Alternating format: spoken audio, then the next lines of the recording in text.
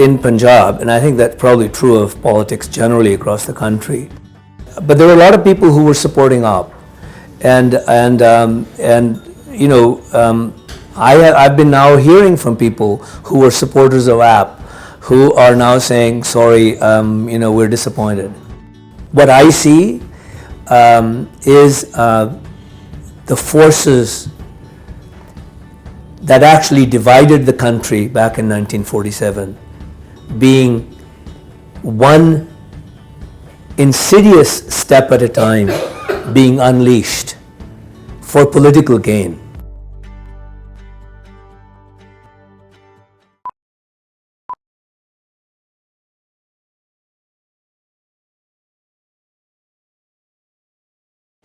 So you immigrated in mid-60s, and what is, and you've been there for the last 40, 50 years now, first UK and then moved on to Canada.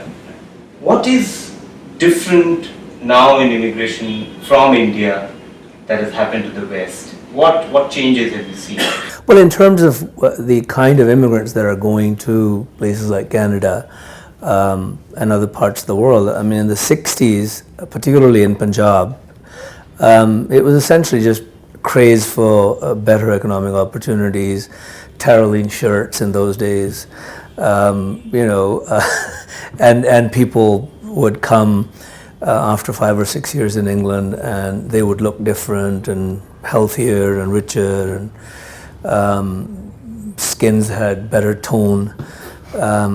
Than when they left, and you wanted to be like them as a child, and so people went for those kinds of reasons. I mean, I went for that as well as my father was a very loving but tough father, and I wanted to kind of run away. And we weren't rich, so he had no way of sending me to college away from himself. So I kind of wangled an admission to a school on my own.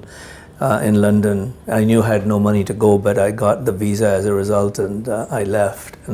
And now I think the difference now is you still have my kind of immigrants who just want to, you know, want better economic opportunities, but you have, in fact, the richer classes now leaving places like India, China, and other places because for better quality of life, better economic security, better environment, better, you know, health and education facilities. The other is now you have the richer people leaving, and wealth is leaving. They take their wealth by hook or by crook. It leaves the country. You know, so I think that that it's good for them, good for the individuals to take their wealth and leave because they have better lives. But I think the countries that lose that sense of frustration or the wealth, I think both are, from my perspective, not healthy for the country that's losing them. So, since you've gone from Punjab, and you know, we see, I mean, you've seen Punjab, and I would, you know, because of your observant eye, what changes have you seen in Punjab with your friends or family here? Because new forces, new issues have come up when you left, and now what are the changes you've seen? In Punjab, and I think that's probably true of politics generally across the country, I found that when I was here in the 60s, despite the fact that people like me left, and I consider, by the way, you know, that we were the rejects in the sense we couldn't make it, we left. And so India, in a sense, the other side of the coin, didn't really lose very much. But then I think you had this afterglow of independence.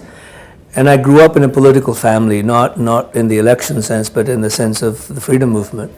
And people had high hopes, high expectations.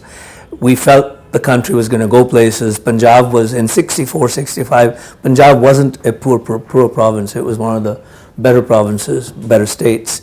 And now you go to Punjab and there's no sense of hope, there's no sense of direction. There is no employment being created. Industrialization is not happening in Punjab. I mean, Punjab is actually hollowing out, both in terms of the human population, because kids are leaving. I mean, they're willing to buy their way to foreign lands and die on the way to foreign lands because they want to leave. There are no opportunities. And the politics is equally as decadent as it is in the rest of the country. And I don't compare it with Canada. I mean, Canadian society is richer society. We don't have the same kinds of issues. I mean, India, you have issues of life and death, issues of, clean air, clean water, the most fundamental issues for human life. I mean, politicians should have some sense of commitment to the country, sense of what they really want to do. I mean, all I see is political one-upmanship and sting operations and really, no commitment, no ideals that they're fighting for, really. I mean,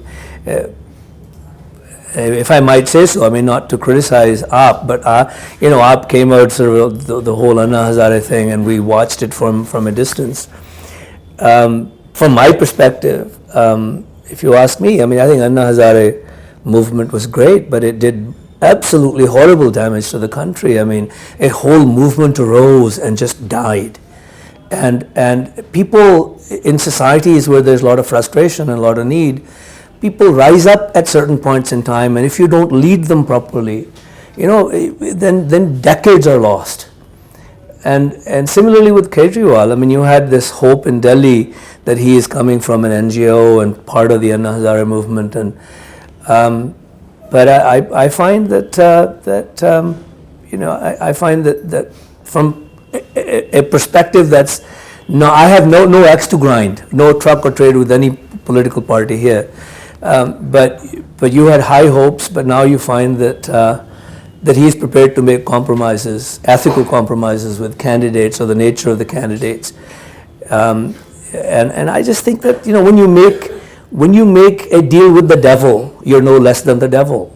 Ultimately, you have to make those kinds of decisions in politics. You may lose the elections for 10 years, but when you win, you will win on the basis of your ideals.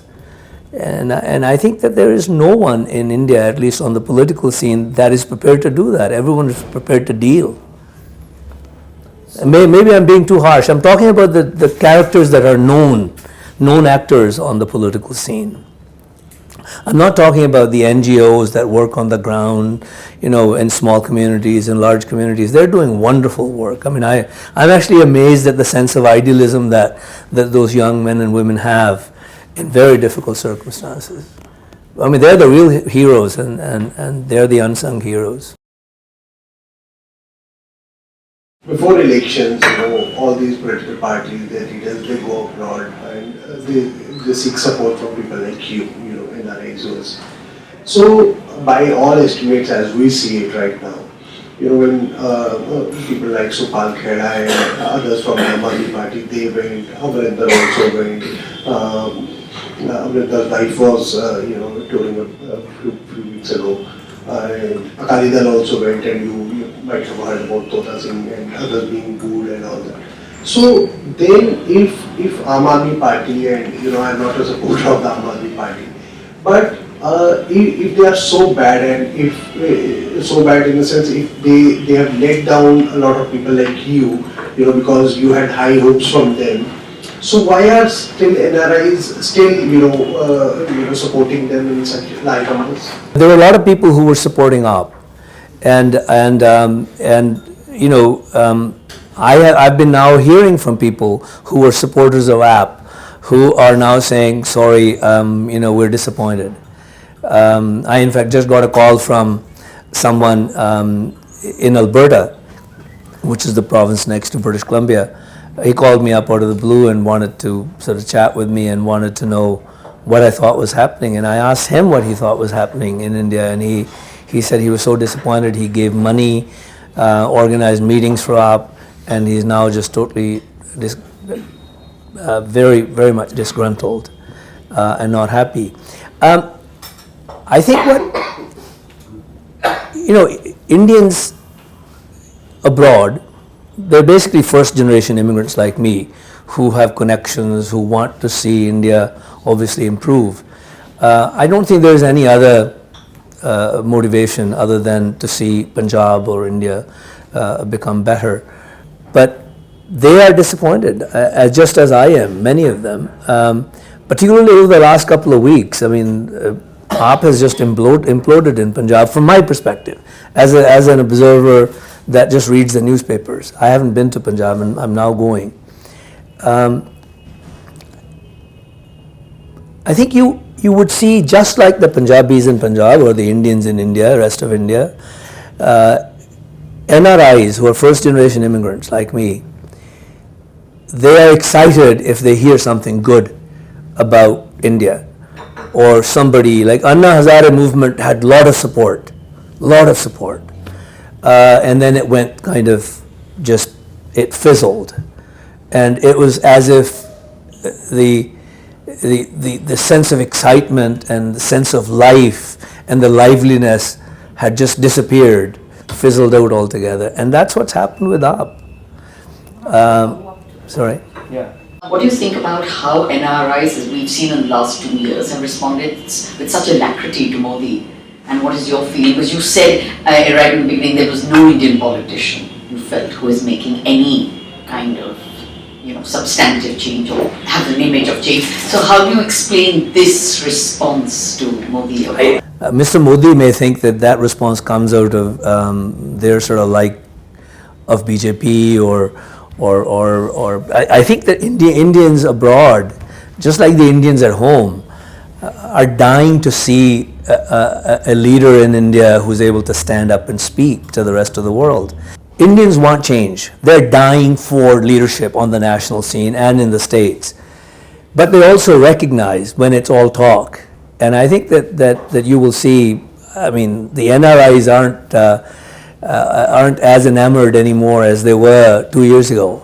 I think India needs economic development, obviously. India needs better education, particularly elementary and secondary education. Post-secondary, I think you have great institutions, you could do with more. But what I find missing, if you ask me, and that's not me, I'm not being critical, I'm actually pouring my heart out to you. What I see missing in India is the giant leadership that's required on the ethics, on what Indians, I'm very fond of saying what Gandhi said. I remember reading when I was at law school, somebody asked him whether he was trying to create a new India.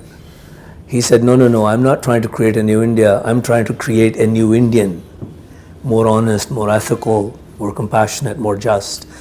And I think that I don't remember anyone after perhaps Nehru or Shastri, any leader of this country, and I've met Vajpayee, I've met Mrs. Gandhi, I've met Inder Gujral, I've met Manmohan Singh several times. I've not seen any leader of this great country trying to talk to Indians to become better Indians. And Modi's emphasis has been on economic development, which is wonderful, it's needed, and physical cleanliness. But I think it's the ethical cleansing that we need as a country. The new trend in India, which is clearly prompted or even encouraged by the BJP and the government, is fight for nationalism. So some fear that this nationalism is the new form of communalism. At least this is how it is getting seen reflected on the ground. So in a country like India, where multiculturalism and you have dealt with multiculturalism in Canada. So how do you see that? Do you think that the kind of definition nationalism has now in India, at least in practical terms, is it good for India? Or how will it get kind of, the impact, what kind of impact will be there in Indian society? I believe it's very dangerous for India. And I say this because I actually love the idea of India. A secular, united, progressive, just compassionate India. I'm convinced that if what's happening today, whether it's on beatings of the Dalits for skinning dead cows, which they've been doing unfortunately for centuries, we've been making them do it, or any other forms of pseudo-patriotism that's going on, it's very dangerous for India. India is a country of million minorities. And if you have a million minorities of language, of ethnicities, of cultures, of whatever else, faiths, and if you do not have the underpinnings of a very strong sense of secularism, you will have a million mutinies on your hands. And I think that is something Mr. Modi and his friends are perhaps not prepared to concede or understand, because what I see is the forces that actually divided the country back in 1947 being one insidious step at a time being unleashed for political gain. And I believe, as an Indian, I believe that's very, very dangerous for India. What do you make of the situation in Kashmir? I'm not historically that up to up to date in terms of Kashmir, but my sense always has been that if you are able to create a prosperous, caring society with a high sense of social solidarity, people stop these sort of forces. There's a certain scientific centrifugal, I don't know which one it is, but forces that kind of pull you apart. You're able to contend with them, because people in the minorities, people who might be otherwise carrying certain resentments or sense of injustice, are able to see that the country is moving forward, that they will have a better future as a part of the larger whole than as a small separate state. Unfortunately, India has not been able to project that sense of rising together into a more just universe, a more prosperous universe.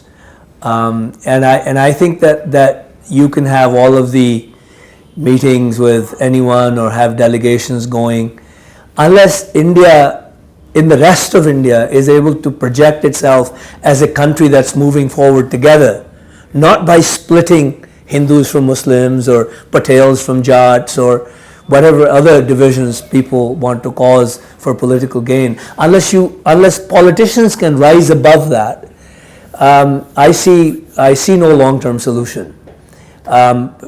If politicians rose above that, then you'd actually have a prosperous India. You'd have a more egalitarian India. And if you have a more prosperous India and more egalitarian India, vast majority of the Kashmiris, whether they're Muslims or Hindus, wouldn't want to go anywhere else. Why would they want to go into a Pakistan that's a failed state? So you got to create incentives. And unfortunately, we're not creating those necessary incentives of a country moving forward together.